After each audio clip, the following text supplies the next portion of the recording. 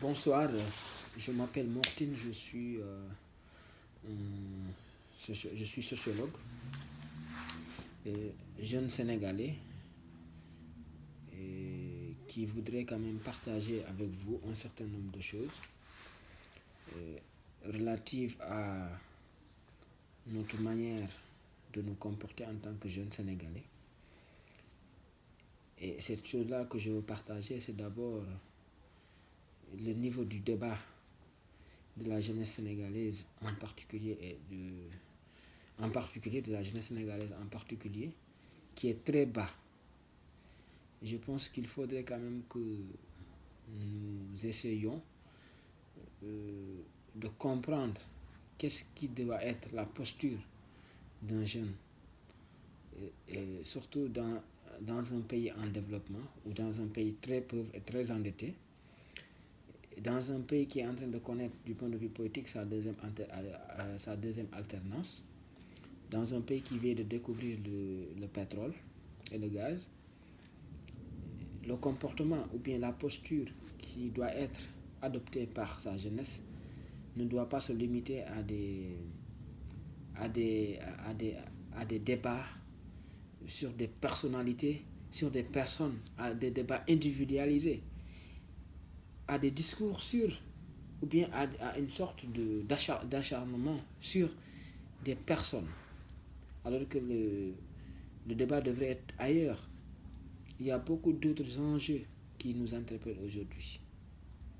Et ce qu'on voit tous les jours, que ce soit au niveau des réseaux sociaux, que ce soit au niveau des discussions informelles, que ce soit au niveau des rencontres physiques de la jeunesse, c'est des débats sans importance, sans contenu, des discours creux sur des individualités. Des choses qui en temps normal ne devraient occuper qu'une journée, tout au plus. Des débats prennent des semaines, voire des mois.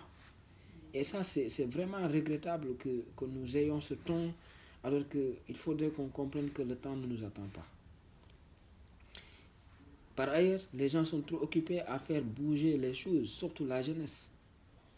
Aujourd'hui, il faudrait que notre jeunesse puisse faire de l'introspection et se poser la question de savoir si est-ce que les Senghor, Mamadou Dia, Cheikh Anta Diop, Souleymane Bachir Diagne, pour ne citer que cela, avaient cette même posture et avaient ces mêmes débats quand ils étaient aussi jeunes que nous.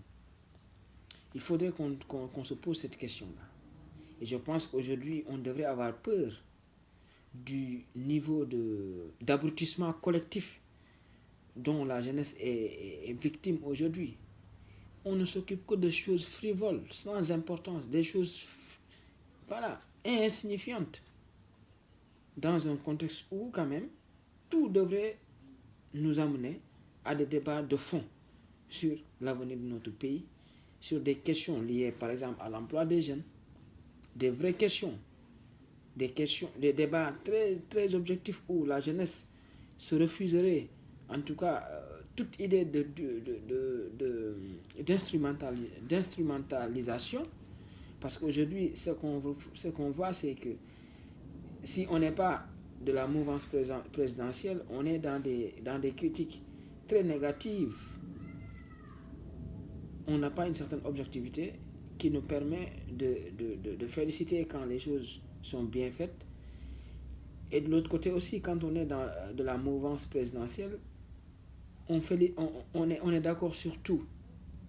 Et on applaudit même quand rien ne marche.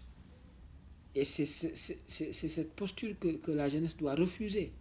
Je pense que quand les vraies questions sont là, nous devons au moins écarter toutes nos velléités, toutes nos contradictions pour au moins réfléchir collectivement sur des